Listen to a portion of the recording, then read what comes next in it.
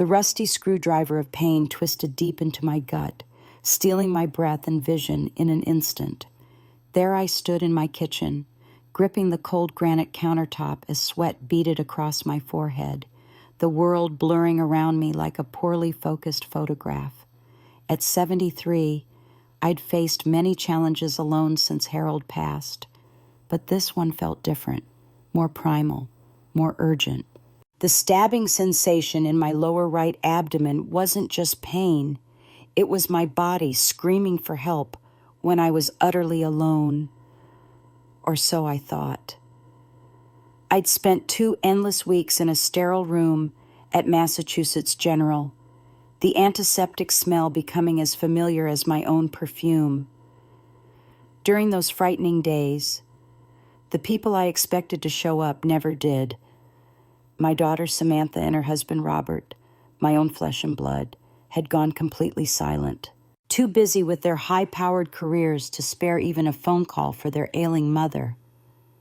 The corporate ladder they were climbing apparently didn't have a rung-labeled family emergency.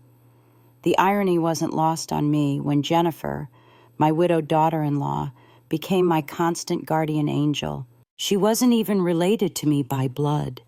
Yet there she was, day after day, night after night, shuttling between her nursing job, caring for my 8-year-old granddaughter Abby, and sitting vigilant by my hospital bed. She changed my bandages with gentle hands, brought homemade soup that somehow made hospital food palatable, double-checked every medication the nurses administered, and always, without fail, had a cup of warm water ready exactly how I liked it. Not cold, not hot, just warm enough to soothe my parched throat. Hearts are made of flesh, not stone, my mother used to say. I may be aging, with joints that creak like old floorboards and a memory that sometimes skips like a scratched record. But kindness like Jennifer's doesn't just fade into the background. It embeds itself into your soul. That's why, on that Tuesday afternoon, with the rain pattering against the hospital window, I made a decision that would ripple through our family like a stone dropped in still water. I called my attorney and set up a trust for my colonial house, the one I'd worked 40 years to pay off, listing Jennifer and little Abby as the sole beneficiaries. Word travels faster than wildfire in a family, especially when money is involved. The very next morning, Samantha burst into my room like a thunderstorm, designer handbags swinging wildly, her perfect makeup doing nothing to soften the fury in her eyes. "Mom, have you lost your mind?" she demanded, finger pointing dangerously close to my face. "You're leaving your house to Jennifer. She's not even your blood. What about me, your actual daughter?" The frailty of her logic struck me then, more brittle than my arthritic knees on a cold January morning. In Samantha's mind, if I didn't automatically leave everything to her, I was being unfair, or worse, senile. But I saw with perfect clarity being family isn't about DNA or birth certificates. It's about who shows up when the world is crumbling around you, when the appendicitis attack had first struck, leaving me doubled over in pain. I'd called Samantha out of instinct. "I'm in a critical meeting, Mom," she'd said, keyboard clacking in the background. "Can't Robert handle it?" She didn't even remember he was in Chicago that week. Meanwhile, Jennifer had answered on the first ring, heard the pain in my voice, and without hesitation said, "I'm on my way. Don't move." She'd arrived at the emergency room with fear in her eyes, but determination in her steps. When the doctors needed consent for emergency surgery, Jennifer signed without hesitation. She stayed all night, sleeping awkwardly in that uncomfortable hospital chair, her hand never leaving mine. When I woke disoriented from anesthesia, hers was the first face I saw, tired but smiling, whispering reassurances that I wasn't alone. It wasn't just that Samantha didn't show up. It was that Jennifer did, despite having every reason not to. After my son David died 3 years ago, she could have moved on, started fresh somewhere else with Abby. Instead, she stayed in our shared home, working full-time while raising her daughter, never once making me feel like a burden.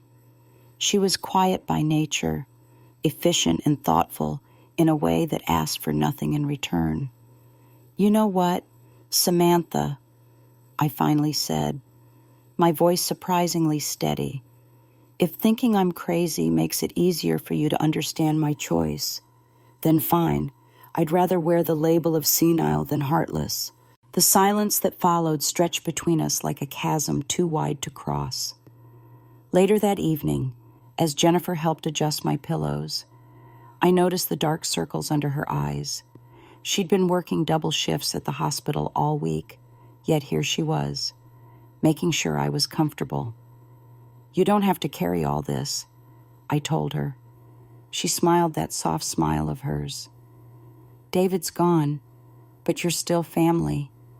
You're Abby's grandmother, taking care of you. That's what family does." And in that moment, as the Boston lights twinkled beyond my window like earthbound stars, I understood a truth that had been forming in my heart for years. Family isn't defined by blood. It's defined by presence, by showing up, by the quiet, consistent choice to care when caring isn't convenient. Jennifer had taught me that lesson without ever intending to, and it was one I wouldn't forget as long as I lived. I've always believed that in times of crisis, you learn who truly cares, not through grand declarations or promises, but through presence, the simple act of showing up. During my 2-week stay at Boston Memorial, this truth revealed itself with painful clarity as my daughter Rebecca's absence spoke volumes, while my daughter-in-law Sarah's unwavering presence rewrote my understanding of family. The sterile hospital room became my temporary home after emergency appendicitis surgery. The walls, painted that particular shade of institutional beige, meant to be soothing, but somehow failing, witnessed a parade of nurses and doctors, but rarely family. The constant beeping of monitors and the squeaking of rubber-soled shoes on linoleum became more familiar than the voices of my own kin. My daughter Rebecca, with her meticulously maintained calendar and executive position at a financial firm downtown, couldn't seem to find a single hour to visit her mother. When she did finally appear, 6 days after my surgery, she swept in like a hurricane in designer heels, bearing an untouched fruit basket still wrapped in cellophane. The apples still wore their little barcode stickers, more decorative centerpiece than nourishment for the sick. "Mom, how are you feeling? I really can't stay," she announced while scrolling through emails on her phone. "I've got a video conference with clients in Chicago in 20 minutes. Just wanted to check in quickly." Her eyes barely met mine, darting between her watch and her screen, as if counting down the socially acceptable minimum minutes for a hospital visit. The perfume she wore, something expensive and French, hung in the air long after she departed, the clicking of her heels echoing down the hallway. It was a visit that left me feeling more alone than before she'd arrived. The fruit basket remained untouched on the windowsill, the price tag still attached to the handle. Her husband Thomas was even more elusive. "I'm really sorry, Eleanor," he said during his single phone call on day 3. "I'm stuck in Hartford for this business trip, but I promise I'll make it up to you when I get back." He never did. The promised visit evaporated like morning dew, replaced by newer, more pressing commitments. They were always busy, climbing corporate ladders, chasing promotions, attending networking events, becoming the kind of people who impressed strangers at cocktail parties while strangers cared for their mother in the hospital. The irony wasn't lost on me that the contact in my phone, labeled daughter, had become someone I needed to schedule an appointment with. ASAP, Rebecca had said when I called her from the emergency room, gasping through pain. I'll come as soon as possible. But her as soon as possible was like Schrodinger's cat, only existing when she remembered I did too, which wasn't often. One meeting bled into another. One deadline spawned more urgent priorities, and somehow her mother's surgery never quite made it to the top of her to-do list.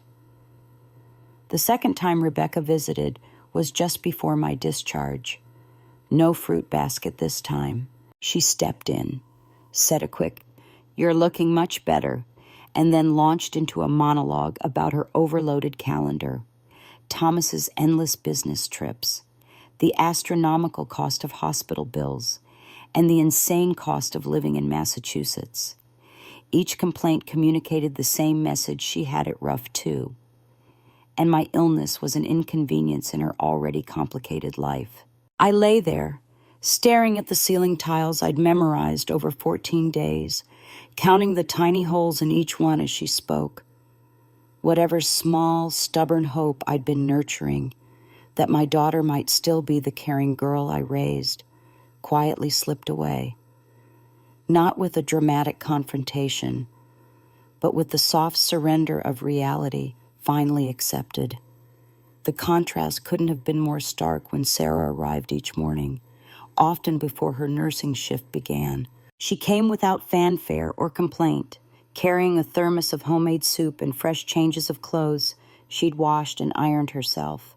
She moved through the room with quiet efficiency, adjusting pillows, checking medication schedules, speaking with doctors, and advocating when necessary.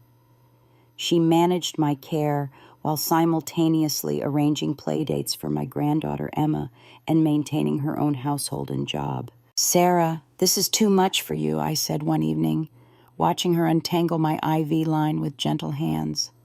"You shouldn't have to carry all this." She smiled that quiet smile of hers, shy but warm. "Don't say that. Michael's gone, but you're still family. You're Emma's grandmother, taking care of you. That's what family does." There was no drama in how she cared, no grand gestures seeking recognition. When the nurses needed someone to help me to the bathroom at 3 a.m., Sarah was there. When the surgeon came to discuss complications, Sarah took meticulous notes in her neat handwriting. When pain medication left me confused and frightened, Sarah held my hand and spoke softly until the world steadied again. On discharge day, when the wheelchair finally carried me toward freedom, I expected to see Rebecca waiting. She'd promised to drive me home. Instead, there was Sarah, with little Emma bouncing beside her, holding a hand-drawn "Welcome Home Grandma" sign decorated with wobbly hearts and too much glitter. "Grandma, we're here to take you home," Emma called, rushing forward to hug my legs carefully, as Sarah had clearly instructed her to be gentle. Back at the house, Sarah eased me onto the sofa, fluffed pillows behind my back, warmed homemade chicken soup, and gently draped my favorite Afghan across my legs. "Don't let your knees get cold," she said, her voice light, almost instinctive, like a daughter caring for her own mother. I opened my mouth to thank her, but couldn't quite find words adequate for what I was feeling. Instead, I just nodded. We'd moved past the need for formal gratitude. We had become something more than politeness required. Rebecca, meanwhile, sent a 5-word text. "Is everything still going okay?" I replied with "all good." She never responded. That evening, watching Sarah help Emma with homework at the kitchen table, their heads bent together over math problems, I realized something fundamental had shifted in my understanding of family. Blood creates obligation, but presence creates connection. And in the quiet moments of genuine need, when pain strips away pretense and illness reveals vulnerability. It's not DNA that determines who shows up. It's something far more elemental, the capacity to put someone else's needs before your own convenience. My daughter was born of my body, but she had become a visitor in my life. My daughter-in-law shared no biological connection, yet she had become the heartbeat of our home. The realization settled over me not with bitterness, but with clarity, a truth both painful and liberating. Sometimes family isn't who we expect it to be, but who chooses to be there when being there isn't easy. It was Sarah who first noticed the strange paleness of my complexion that afternoon as I struggled to reheat soup in my kitchen. Not my daughter Rebecca, who'd promised to visit that weekend but had texted last minute about an unavoidable client emergency. Sarah, my late son Michael's widow, had just returned from her nursing shift when she took one look at me and set down her bag with quiet alarm. "Eleanor, what's wrong?" she asked, moving toward me with professional focus, her eyes assessing me with the precision that came from years of patient care. I tried to smile through the mounting pain that had been growing in my lower right abdomen all day. "Just a little indigestion," I managed, but the words had barely left my mouth when the pain intensified, a vicious, twisting sensation like someone driving a rusty screwdriver deep into my gut. My knees buckled, and Sarah caught me before I could hit the tile floor. That moment began our unexpected journey through crisis, a journey that would reveal the true architecture of our family bonds more clearly than any conversation ever could. Sarah didn't hesitate. She didn't call Rebecca to consult or wait for anyone's approval. She simply acted, with the quiet competence that characterized everything she did. "We're going to the hospital," she said firmly, already dialing 911 with one hand while helping me to the sofa with the other. Her voice, when the dispatcher answered, was calm and precise. "Possible appendicitis, 73-year-old female, severe lower right quadrant pain, onset within the last few hours, no fever yet, but patient is diaphoretic and showing signs of acute distress." The wail of the ambulance siren grew louder by the second, shrill and urgent against the quiet evening. As they loaded me onto the stretcher, Sarah was already arranging for our neighbor to watch 8-year-old Emma, her daughter, my granddaughter. The paramedics tried to tell her only family could ride along. "I am family," she said with such quiet conviction that no one questioned her further. In the emergency room's harsh fluorescent lighting, Sarah never left my side. While doctors ordered tests and nurses drew blood, she stood sentinel, a quiet guardian translating medical jargon and asking the questions I was in too much pain to formulate.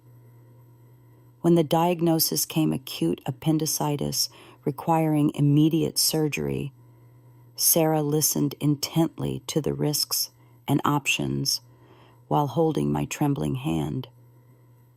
"We'll need a family member's consent for the procedure," the doctor said through his mask, his tone clinical and detached, "and someone to be here post-op." Without hesitation, Sarah stepped forward. What most people didn't know, what even Rebecca was unaware of, was that 3 years ago, after Michael died, I had signed a medical power of attorney giving Sarah legal authority to make healthcare decisions if I couldn't. It wasn't a decision made from sentimentality, but from clear-eyed assessment. Sarah was the most level-headed, capable person I knew, far more dependable than my daughter or son-in-law had ever proven themselves to be. Still, as I lay there with pain twisting my insides, some maternal instinct made me reach for my phone. "I should call Rebecca," I whispered. Sarah nodded, understanding without judgment the hope that still flickered stubbornly in my heart, the hope that blood might still mean something in a crisis. The call went as I feared it would. Rebecca answered with impatience edging her voice. Mom, I'm in the middle of a meeting. We've got a huge deadline today. I really can't step away. Even through waves of pain, I registered the familiar disappointment. I'm in the hospital. Rebecca, appendicitis. They need to operate right away. There was a pause. Then, can't Thomas go? Where is he? Hartford business trip. Won't be back till next week. Oh, right. Well, just have the doctors do what they need to do. Use whatever meds necessary. I'll wire money for anything not covered. I'll come by as soon as I can. As soon as I can. The phrase hung between us, as hollow as a promise made with fingers crossed behind the back. I ended the call, too tired to pretend anymore, too aware of Sarah watching me with concerned eyes. She's not coming, I said simply. Sarah didn't criticize or comment. She just nodded and stepped closer, adjusting my blanket. I'm here, Eleanor. We'll get through this together. And we did. Sarah signed the consent forms with swift, confident strokes. She consulted with the anesthesiologist, confirmed my medication allergies, paid the necessary deposits, and handled all the practical details with calm efficiency. When they wheeled me toward surgery, she bent close and whispered, "Don't be scared. I'll be right here waiting. You're going to be okay." As the anesthesia pulled me under, her face was the last thing I saw, tired but determined, her eyes steady with a strength I'd come to rely on more than I'd ever admitted to myself. When I woke hours later, the room was dim, except for a small bedside lamp. Sarah had fallen asleep in the visitor's chair, still wearing her work clothes, her face pale with exhaustion. She hadn't left once. The night nurse told me later not to eat, not to rest, not even when they assured her I'd be unconscious for hours. Outside the window, Boston's lights twinkled in the distance like earthbound stars. Inside, the only sounds were the steady beep of monitors and Sarah's soft breathing. I watched her for a long moment, this woman who had married my son and stayed in my life, even after death had dissolved that legal connection. She wasn't obligated to care for me. We weren't even related by blood. Yet here she was, keeping vigil as faithfully as any daughter could. The next morning, little Emma tiptoed in with her mother, her big dark eyes wide with concern. "Grandma, does it still hurt?" she whispered, approaching my bed cautiously. "Not as much, sweetheart," I assured her. From her tiny backpack, Emma extracted a foil-wrapped candy and placed it solemnly on my pillow. "Here, Grandma, if you eat this, it won't hurt anymore." Her innocent certainty about the healing powers of sugar made something catch in my throat. I looked at them, Sarah's steady presence and Emma's unconditional love, and felt a clarity I'd been avoiding for years. After Michael died, these two had stayed under my roof, creating a household that functioned more like roommates than family polite. Separate, respectful. I'd kept a certain distance, telling myself they weren't really my family, not in the way Rebecca was.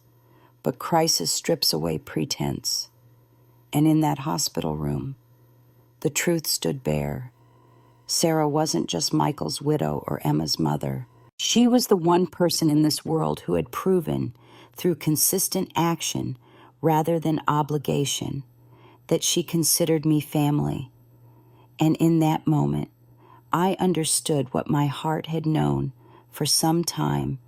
Love doesn't follow bloodlines. It follows footsteps specifically, the footsteps that lead to your bedside when you need them most. The revelation came to me not in a dramatic flash of insight, but in the quiet afternoon hours of my hospital room, where I'd spent nearly 2 weeks recovering from emergency appendix surgery. The persistent beeping of monitors had become a familiar soundtrack, and the comings and goings of nurses marked time more reliably than any clock. It was during one of these peaceful moments, watching sunlight filter through half-drawn blinds, that I made my decision about the house. My colonial on Oak Street wasn't just any property. It was 50 years of mortgage payments, Christmas mornings, birthday celebrations, and the quiet grief of my husband's passing. Those walls had witnessed my children's first steps and my own slow ones in recent years. This wasn't simply real estate. It was the physical embodiment of my life's work. I'd like to set up a trust for my house.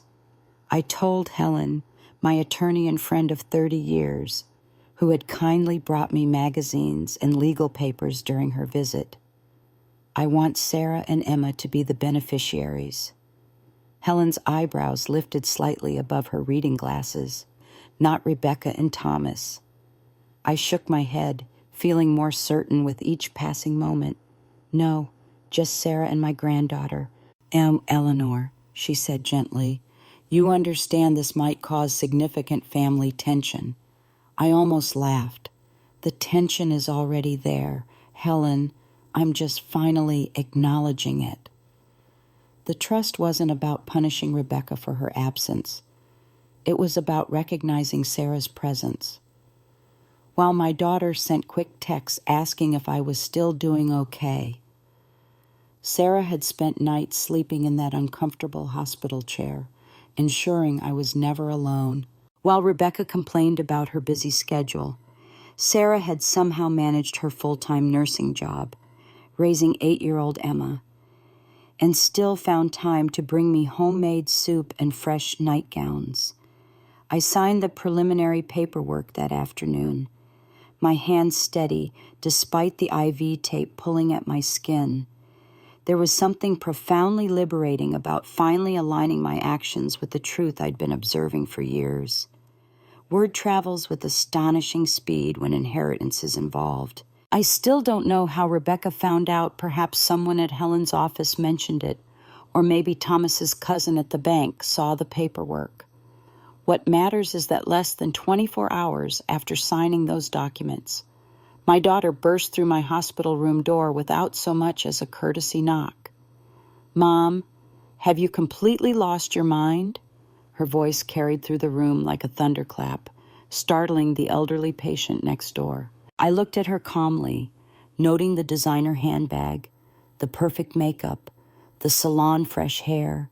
She hadn't visited once during my entire hospitalization, but here she stood, immaculately put together and righteously indignant. Hello, Rebecca. Nice of you to finally visit. Don't change the subject, she snapped. I just heard you're putting the house in a trust for Sarah and Emma. She's not even your blood. What about me, your actual daughter? The irony struck me then, how fragile her logic was. In her mind, if the house wasn't automatically hers, I must be playing favorites or losing my mental faculties. There was no room in her thinking for the possibility that I was making a sound judgment based on years of observation. So in your view, I said quietly, if I don't give everything to you, I must be senile. I didn't say senile. She backpedaled slightly. But this isn't like you, Mom. This is our family home. Yes, our family home. I agreed. The home where Sarah has lived and cared for me since Michael died. The home where she's raising your niece. The home she's helped maintain while you've been too busy to visit more than once a month. If that. Rebecca's face flushed. So this is punishment for having a career, for not being able to drop everything whenever you call. I shook my head slowly. This isn't punishment. It's recognition. And if thinking I'm crazy makes it easier for you to understand, then fine. I'd rather wear the label of senile than heartless. The silence that followed felt electric. Rebecca stood there, gripping her purse strap so tightly her knuckles whitened. I could see the calculations happening behind her eyes, wondering whether to escalate or retreat. "You'll regret this," she finally said. "When Sarah takes everything and moves on, don't come crying to me." I almost smiled at how little she understood. Sarah's had 3 years to move on if that was her intention. Instead, she's been here driving me to appointments, helping with my medications, making this house a home. "Where have you been?" "Rebecca." She had no answer for that. With a final huff, she turned and stalked out, heels clicking sharply against the linoleum. That evening, when Sarah arrived with a fresh nightgown and some books to help pass the time, I didn't mention Rebecca's visit or the trust. Some decisions speak for themselves through action rather than words. Sarah noticed I seemed thoughtful, but attributed it to the pain medication. "The doctor says you might be able to come home next week," she said, gently adjusting my pillow. "Emma's already planning a welcome home banner for the living room." And I reached for her hand then. This woman who had no obligation to care for me, yet did so with unassuming grace. "Thank you, Sarah, for everything." She looked surprised. "You don't need to thank me, Eleanor. That's what family does." And there it was, the truth in its simplest form. Family isn't defined by DNA or birth certificates. It's created through 1,000 small moments of showing up when showing up matters. It's built in the trenches of ordinary days and forged in the fires of crisis. My house would go to those who had made it a home not by right of birth, but by right of love demonstrated in the quietest, most consistent ways. It wasn't a choice made from bitterness, but from clarity. And for the first time in years, I felt the bone-deep peace that comes from finally honoring what you know to be true. The trust had barely been set in motion when Rebecca arrived unannounced, sweeping into my home like a winter storm, cold, sudden, and leaving destruction in its wake. I was enjoying a rare, peaceful morning, sitting at my dining table with a cup of tea, watching Sarah pack Emma's lunch for school with the same quiet care she applied to everything.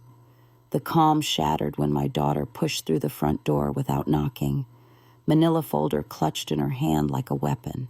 "I heard you put the house into a trust with Sarah listed as the beneficiary," she announced, her voice sharp enough to make Emma glance up nervously from her coloring book. I set my cup down carefully. "Who told you that? That's not important." She slapped a stack of papers onto the table, making the silverware jump. "What matters is that I'm here to inform you. If I believe you're making irrational decisions, I will initiate a mental competency evaluation." And the threat hung in the air, heavy, deliberate, and unmistakable. Not a conversation, not an attempt to understand, but an immediate jump to questioning my sanity simply because I'd made a decision she didn't like. In that moment, my daughter wasn't seeking clarity. She was seeking control. Sarah had stepped out from the kitchen, her face noticeably pale. "Rebecca, that's out of line," she said quietly, but with an edge I'd never heard in her gentle voice before. Rebecca gave a cold smile. "I'm simply ensuring my mother makes the biggest decision of her life with a clear head and not under emotional manipulation."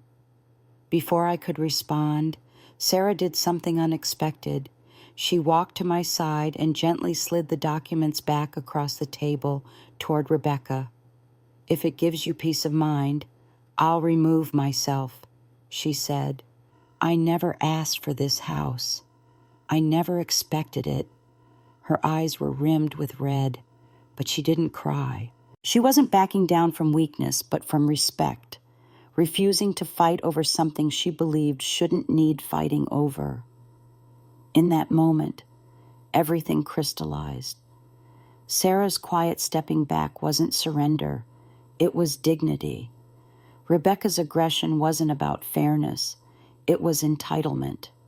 her unshakable belief that everything should be hers by default, regardless of her actions or absence. I stood up, one hand on the chair for balance, my voice steadier than it had been in years. Rebecca, if you came here today to test whether I'm still of sound mind, let me put your concerns to rest. I am, and far more than you realize. She started to speak, but I continued. Sarah is stepping back out of decency and love for this family. But let me be perfectly clear, this house, I bought it with the savings of a lifetime. Who it goes to is my decision, not yours. I met her eyes directly. You say I'm being emotional. You're right, I am. But my emotions are rooted in who's truly been here for me, who's shown care when I needed it most. You don't like my decision. Maybe that's because it's been a very long time since you left behind anything in this home that resembled genuine affection. The room fell silent except for Emma's colored pencil still moving across paper. The child deliberately focusing on her drawing, as if it could protect her from the tension filling the room. Rebecca stared at me, her expression hardening. So now I'm being compared to her, she said, her voice lower but still cutting. I shook my head slowly. I'm not comparing. You're my daughter. That won't ever change. But love in a family isn't guaranteed by blood. It's earned day by day, choice by choice. And you've been absent too long to expect something that was never earned. She said nothing, just gathered her papers with stiff movements, eyes hard, jaw tight. Then she turned and walked out, each step striking our hardwood floors like a judge's gavel. Judgment delivered, verdict rendered. When the door clicked shut, Emma peeked around the corner. Is Aunt Rebecca mad again? She whispered. Sarah scooped her up gently. It's okay, sweetheart. Aunt Rebecca's just upset. She'll feel better soon. But I knew it would take more than time. Some wounds don't heal on a predictable schedule. Some truths, once spoken, can't be unheard. That evening, after Emma had gone to bed, Sarah sat beside me on the sofa. Do you think maybe what you said today was too harsh? She asked, her voice gentle. I looked out at the moon hanging in the night sky. No, I said quietly. It was just right. If she's going to wake up, it has to hurt a little first. The accusation of mental incompetence wasn't really about my capacity to make decisions. It was about power. Who gets to define family? Who deserves to belong? Who has the right to determine what love looks like? Rebecca had tried to use my age against me, turning my years into a liability rather than respecting the wisdom they'd brought. But in doing so, she'd only confirmed what I already knew. I was thinking more clearly now than I had in decades. Sometimes clarity comes at a cost. But as I sat there in the quiet evening, I knew with bone-deep certainty that some prices are worth paying to honor what's true, even when that truth isn't wrapped in the package of blood relation we've been taught to value above all else. I couldn't sleep that night after the confrontation with Rebecca. It wasn't pain from my healing incision that kept me awake, nor the lingering tension from our argument. It was something deeper, a bone-aching loneliness that seemed to seep through the walls of my bedroom. After tossing for hours, I finally wrapped myself in my old cardigan and padded down the hallway to the study, hoping to find something to distract my restless mind. The house was quiet except for the gentle hum of the refrigerator and the occasional creak of settling floorboards.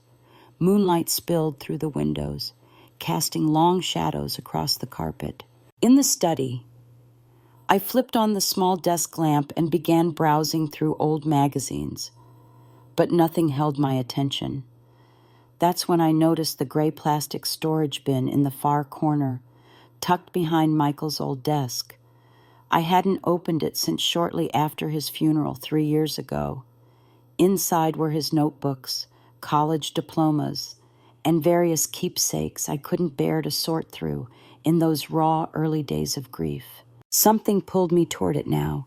Perhaps the confrontation with Rebecca had stirred memories of my son, of his gentle approach to family tensions. I knelt slowly, my knees protesting, and lifted the lid. The familiar scent of Michael's old cologne, faint but unmistakable, wafted up, instantly transporting me back in time. As I carefully shifted through the contents, my fingers brushed against something unexpected, an envelope with my name written across it in Michael's distinctive handwriting, the same neat, measured script he'd inherited from his father. My heart skipped.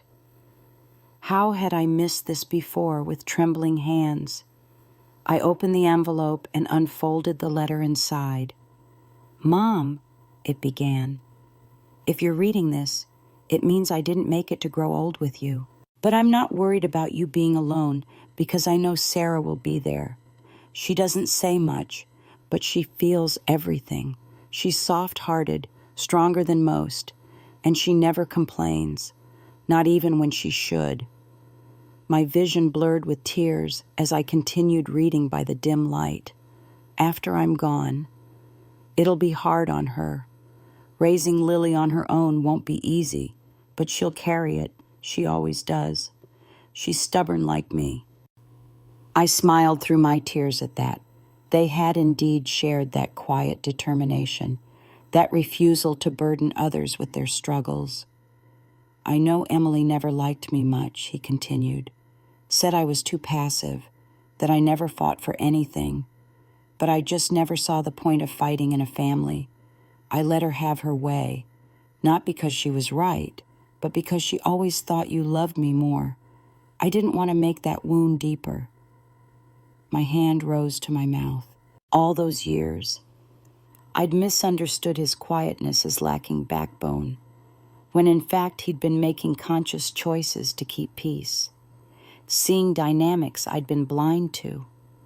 But I worry that as she gets older, she'll only look out for herself. She's smart, driven, capable, but she doesn't know how to care. Not really. She doesn't know when to stop and look around. So if one day you need someone and she's not there, don't blame yourself. It's not because you didn't raise her right. It's because she forgot how to turn around.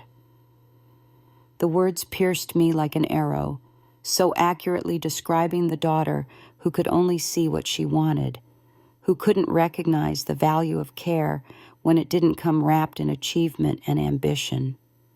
As for Sarah, I don't think you ever truly got to know her. She once gave up a promotion to stay by my side when I got sick, never told anyone. She'd come home, smile, and make soup like nothing happened. She's the kind of person who never makes a big deal, just quietly takes the weight from your hands when you're too tired to hold it. I had to pause, remembering how Sarah had done exactly that these past weeks, taking the weight of my care, my house, my recovery without complaint or recognition. So if you ever decide to leave something for her, it's not favoritism, it's gratitude. And I want to thank you for that in advance. Love always. Michael. Guy. By the time I finished reading, the letter was damp with tears. I clutched it to my chest, overwhelmed by the clarity of my son's vision. All those years, I thought he was passive, too gentle, too willing to step aside. But in truth, he had seen everything more clearly than any of us. He hadn't spoken up not because he didn't care, but because he cared too much. He had seen Emily's entitlement. He had recognized Sarah's sacrifices. And somehow, even back then, he had anticipated this very moment of family fracture. Memories flashed like lightning. Sarah at the hospital, quietly offering water when my throat was parched.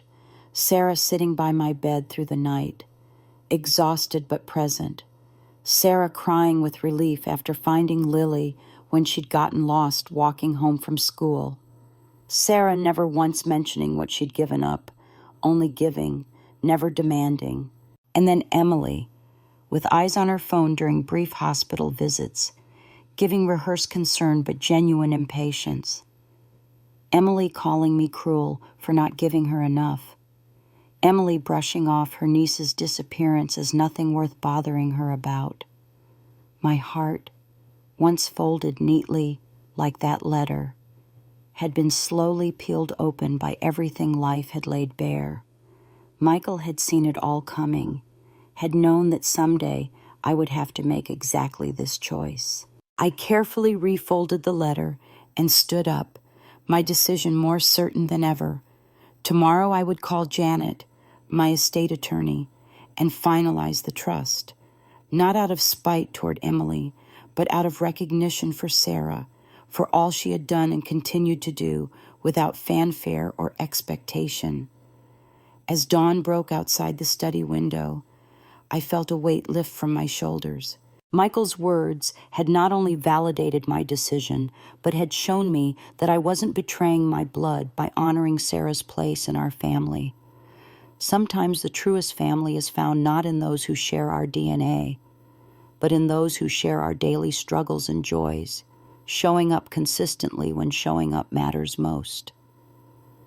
The day the trust agreement officially went into effect, I sat alone in my kitchen with a cup of coffee gone cold between my hands. Morning light streamed through the window, catching dust motes that danced in golden beams across the worn oak table where our family had shared thousands of meals. I hadn't told anyone that the papers had been signed 2 weeks earlier, not even Sarah. Some decisions need time to settle into their rightful place. The house, this colonial with its creaking stairs and temperamental radiators, now existed in a new legal reality. It was no longer just mine to worry over, but part of a carefully structured living trust co-managed by me, Sarah, and yes, Rebecca. Despite her behavior, I couldn't bring myself to exclude my daughter entirely. Emma's share was secured within the trust as well, protected under my name until she came of age. It wasn't the arrangement Rebecca wanted, but it was fair. More importantly, it reflected the truth of our family, not as I once imagined it should be, but as it actually was. Love isn't declared with words. It's proven in the moments when someone is at their weakest, and you choose to stand beside them regardless of convenience. The front door opened and closed with familiar precision, Sarah returning from dropping Emma at school. She entered the kitchen with a small grocery bag, her nurse's scrubs already on for her afternoon shift. "Picked up your prescription on the way back," she said, setting it on the counter before noticing my untouched coffee. "Everything okay, Eleanor? You're looking thoughtful this morning." Before I could answer, the door flew open again. Rebecca stood in the entryway. No greeting, no warning, just a folder in her hand and a chill in her eyes that made the spring morning feel suddenly like December. "Do you even know what you're doing?" she demanded, striding into the kitchen. Even Emma's finger paintings magnetized to the refrigerator seemed to shrink in the face of her anger. I calmly closed the checkbook ledger I'd been reviewing. "Yes, the papers are signed. It's a 3-party arrangement." Rebecca stepped closer, radiating tension. "So that's it. You just write me out. You're my mother, not hers." "You weren't written out," I replied evenly. "You're still in it, just not the only one anymore." She scoffed, lips tight. "She's not even your blood." Sarah had been quietly putting away groceries, her back to us. At those words, she stilled. She didn't speak, just untied her apron, picked up her purse from the counter, and started toward the door. "Sarah," I called, "you don't have to leave." She hesitated, then quietly stayed, placing herself between us like a human buffer zone. Rebecca's eyes narrowed. Of course she'll stay. She wants me to look like the villain. Sarah finally spoke. Her voice was low but steady. If you believe I've done something wrong, I'll withdraw my name today. I never asked for this. I never fought for it. Her eyes were rimmed red, but not from weakness, from resolve. I stayed because I've always been here. You feel it's unfair because you haven't. Her words weren't loud, but they landed like stones. Even I paused, struck by their simple truth. Rebecca's face twitched almost imperceptibly. I stood up and faced my daughter. You think I'm playing favorites? Fine. Then let me admit something. I have favored you for years, since you were little. I gave you more attention because I thought you needed it more. Your brother and Sarah never asked for anything. They never demanded. So I poured everything into you. I took a breath. But over the years, I got sick and you said you were busy. I fell and you said you had meetings. I said I was hurting and you said it wasn't convenient. Rebecca said nothing, her fingers pressing into the trust papers until they creased. And Sarah never asked for a thing. She just showed up. Every time. Never late. Never missing. Rebecca finally spoke, her voice barely above a whisper. So now you're giving our home to a stranger. I pushed my cold coffee aside. You see, a stranger, but she's the one who treats me like family. You're my daughter, but you've become a visitor, someone I need to schedule time with. The room fell into silence so deep we could hear the ticking of the wall clock, steady and damning. Then Sarah broke it gently. Eleanor, if this makes things harder for you, I truly don't mind stepping back. I never expected any of this. I turned to her, meeting her eyes fully for the first time, and said firmly, No, you're not the one making this hard. I am, because I waited too long. I'm making this decision not because of blood, but because of responsibility. You've carried this family, not my daughter, not my son-in-law. You. Rebecca lowered her gaze as if something inside her finally cracked. She didn't yell this time or lash out. She stood still for a long while, then asked softly, So this is what family means to you now? I nodded. I want everyone in this house to understand love isn't inherited. It's earned through presence and care. Emily said nothing more. She slowly gathered the documents, slipped them back into her bag, and walked toward the door. At the threshold, she paused. I just need some time. The door clicked shut behind her. I didn't follow. That night, Sarah sat at the edge of the sofa, quietly sewing one of Emma's stuffed animals that had split a seam. She didn't look up when she asked, Do you think maybe those things you said today were too harsh? I shook my head. No, they were just right. If she's going to wake up, it has to hurt a little first.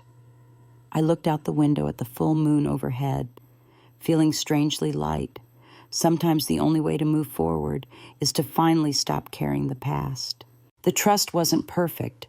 No legal document could capture the complex web of care, hurt, love, and absence that defined our family. But it was honest.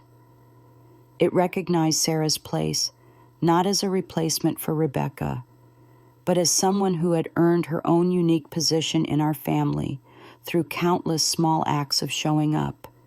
And perhaps most importantly, it created space for Rebecca to grow, to recognize that being family isn't a birthright but a daily choice. The door wasn't closed to her. It was simply waiting for her to walk through it with new understanding. As I watched Sarah's needle rise and fall, methodically repairing what was broken, I realized we were all being mended in our own way, not back to what we once were, but forward into something more honest, more balanced, and ultimately stronger than before. Some time had passed since the confrontation over the trust, and Lily's birthday arrived like a splash of color against the gray backdrop of tension that had lingered in our family. The morning dawned with the kind of perfect late spring warmth that seems designed specifically for childhood celebrations. Clear skies, gentle breezes, and sunlight that turned ordinary things golden. Lily bounced through the living room in her mismatched socks, her excitement almost visible in the air around her. "Grandma," she asked, her eyes wide with anticipation, "can we have a rainbow cake this year?" I chuckled and nodded. "As long as your mom agrees, we can do rainbow unicorn, whatever your heart desires." Sarah laughed from the kitchen where she was arranging fruit on a platter. "Unicorn might be a stretch, but I'll make it as colorful as I can." And the house buzzed with warmth as Sarah hung streamers and blew up balloons, transforming our living room into a celebration space. Yet beneath the joy, there was a faint emptiness we both recognized but didn't name. I knew, watching Lily practice her birthday wish speech with solemn determination, that she was hoping Rebecca would come. She didn't say it, but children have their own private mathematics for calculating love and belonging. A few days earlier, Sarah had approached me gently while folding laundry. "Eleanor," she'd said, her voice careful, "do you think we should invite Rebecca?" I'd stayed silent, folding a dishcloth with unnecessary precision. "No matter what's happened between you two." Sarah continued, "Lily still wants her there." She was right. Of course. Children don't keep score. They don't catalog absences or tally disappointments. They remember who helped blow out candles, who appears in the family portraits they draw with crayon. So I dialed Rebecca's number, half expecting voicemail. She'd picked up faster than I anticipated, almost as if she'd been waiting for the call. "Lily's birthday is Saturday afternoon," I said without preamble. "If you're free, come have some cake." The pause that followed felt weighted with unspoken questions. Then her voice, quiet but certain, "I'll be there." And the party itself was small. A few neighborhood kids, two of Sarah's coworkers who'd become friends, and my old neighbor Helen, who'd known Lily since she was born. Sarah had decorated with cheerful banners and pastel balloons, and Lily wore a white tulle dress with a rainbow barrette in her hair that made her look like a tiny fairy princess. Rebecca arrived about 30 minutes after things started. She came in quietly, dressed in a simple beige sweater and jeans, carrying a gift bag that was clearly not a last-minute purchase. She lingered in the doorway, a little uncertain. "Am I late?" Sarah stepped forward and took the gift, her tone kind but neutral. "Right on time." The moment Lily spotted Rebecca, her entire face transformed. "Aunt Rebecca, you came." She ran to her, wrapping both arms around her waist like a koala clinging to a tree. Rebecca knelt down, smiling softly. "Happy birthday, little one." She held out the gift. "I heard you like puzzles. This one's a Space Adventure edition." Lily squealed with joy and bounced off to show her friends. Watching them, something caught in my throat. It wasn't pain. Not quite. It was that strange tenderness that comes when something distant finally starts to inch closer again. Later, when we gathered around to sing Happy Birthday, Rebecca sat across from me. Our eyes met a few times across the flickering candles. No words exchanged. As cake was served and the noise of conversation picked up, she came over, holding her plate. "So, the cake okay?" I asked. She smiled, a real smile that reached her eyes. Better than that one I tried to bake when I was 10. I laughed, remembering. You put in half a cup of salt instead of sugar, and you still ate a bite. Well, I said quietly, you were my daughter. Then after a beat, still are. And we didn't say more than that, but somehow the air between us felt lighter than it had in years. As the afternoon wore down, Sarah gathered everyone for a group photo in the backyard under the maple tree that had shaded 3 generations of our family. Lily stood in the center, arms stretched wide like she wanted to wrap the whole world in a hug. Rebecca stood to my right, Sarah on my left. The shutter snapped, and I realized in that moment we were, in some quiet and unspoken way, a family again. Later that evening, as guests trickled out, Rebecca approached me at the door. "Mom," she said, her voice serious, "I know I haven't gotten everything right, but thank you for still letting me be part of this." I didn't say, "It's about time," or "I was waiting for you to say that." I just placed my hand on hers and said, "What's past is past. What matters now is what you do going forward." She nodded, and this time, I could tell she truly heard me. Something inside me exhaled. It wasn't forgiveness, not yet, but it was recognition of effort, of change, of the kind of reaching that, even if late, still matters. After she left, Sarah and I cleaned up in companionable silence, folding tables and storing leftover cake. "That went well," she said finally, a question in her tone. "Yes," I replied simply. "It did." When people talk about family healing, they often use dramatic metaphors: broken bones knitting together, deep wounds closing, shattered glass repaired. But the reality is usually quieter, more tentative. It's the smallest of steps a birthday attended, a genuine smile exchanged, a moment of connection across a cake speckled with candle wax and rainbow sprinkles. Rebecca wasn't magically transformed. Our relationship wasn't instantly mended. But something had shifted, like the first green shoot pushing through soil after a long winter.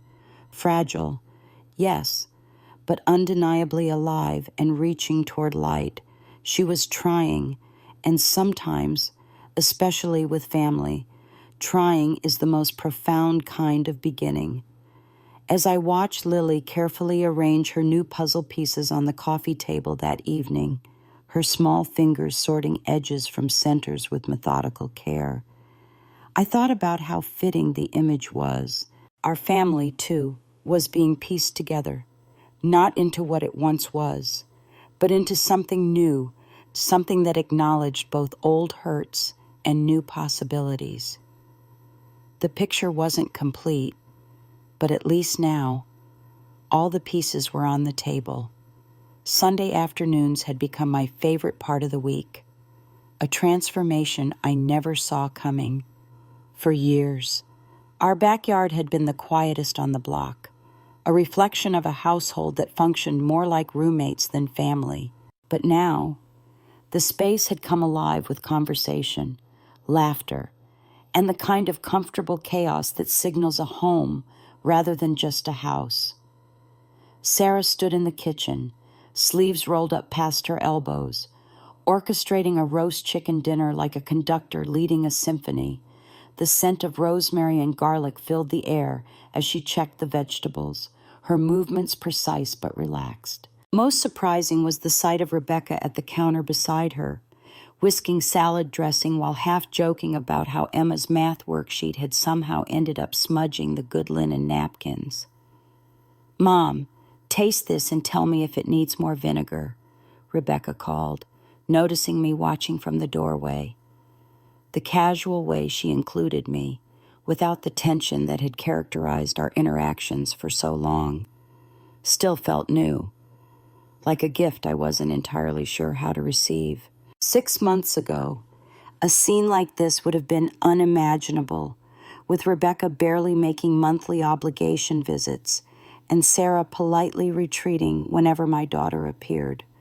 Outside on the patio, Thomas, my once elusive son-in-law, was helping Emma with a science experiment that had clearly gone delightfully wrong. Both were covered in soap bubbles, and his laughter echoed louder than hers.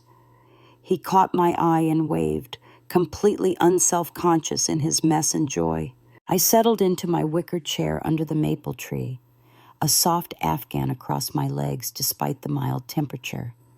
Sarah insisted my old knees needed extra care, and I'd stopped protesting such attention. The leaves rustled gently overhead, casting playful shadows across the stone path leading to the garden Emma had planted, a riot of zinnias and marigolds with no discernible pattern except exuberance. Rebecca appeared at my side, offering a glass of iced tea.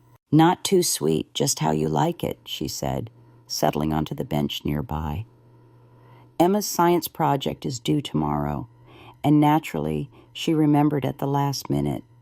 "Some things never change," I chuckled. "You were the same way with your school projects." "Was I?" She smiled, sipping her own tea. "I don't remember that." "Oh, yes. Your father used to say you operated best under pressure. We'd be up at midnight gluing cotton balls onto poster board to make clouds." She laughed, and the sound struck me how long it had been since we'd shared memories of her father without the conversation turning tense or maudlin. Little by little, we were reclaiming our history, finding ways to remember without reopening wounds. The real turning point had come several weeks earlier. We'd gone together to visit an elderly man at the care facility where Sarah volunteered, a former professor with no family left, whose legs could no longer hold him steady and whose speech came in short, broken bursts. Sarah had been helping him navigate the complexities of Medicare and Medicaid, ensuring he received proper care. While Sarah adjusted his bed with practiced efficiency, the man turned toward a faded photograph on his bedside table.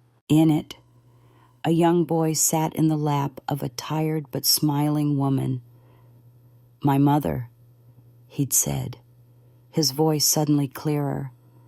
"Raised me alone, worked 3 jobs, skipped meals so I could have milk. She died before I could give her anything nice. I always thought I had more time." His voice cracked on the last word, and the room fell still. I hadn't looked at Rebecca, but I felt the silence shift like barometric pressure before a storm. From the corner of my eye, I saw her slowly lower her phone, the email she'd been composing forgotten. Then wordlessly, she'd walked to the bedside and gently pulled the old man's blanket up over his thin shoulders. On the drive home, we passed fields glowing golden in the late afternoon light. Rebecca sat in the passenger seat, looking out the window, uncharacteristically quiet. After a long silence, she spoke. "Mom, when I was little, I never thought about how much you were doing for us, that you were making sacrifices. I thought you were just, Mom, like some kind of machine that didn't get tired, didn't get sad. But you were tired, weren't you?" My hands gripped the steering wheel tighter. I didn't answer, not out of hesitation, but because I didn't need to. She finally saw it. She felt it. The weight of parenting, the invisible labor of love, the exhaustion that comes not from doing one hard thing, but from the relentless repetition of 1,000 necessary things. She didn't cry dramatically. She didn't deliver a scripted apology. But when we arrived home, she sat at the kitchen table for a long time, quiet and thoughtful.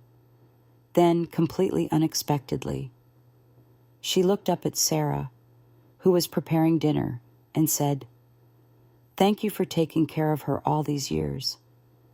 Sarah had looked surprised, But her response was gentle as always. "Don't thank me.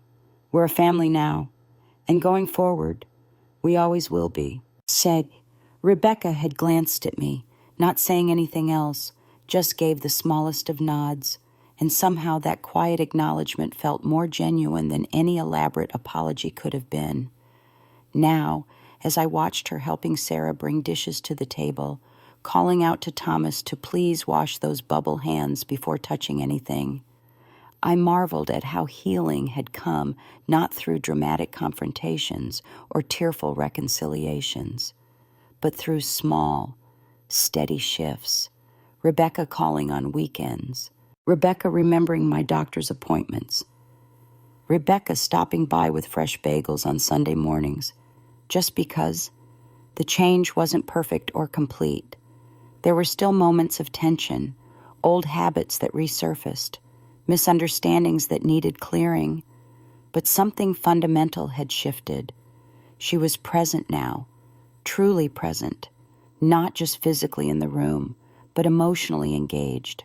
Her attention no longer divided between family and the next urgent work matter. "Dinner's ready," Sarah called, and we gathered around the table, Rebecca, Thomas, Emma, Sarah, and me, passing dishes and pouring water. The conversation flowing as naturally as the stream at the edge of our property.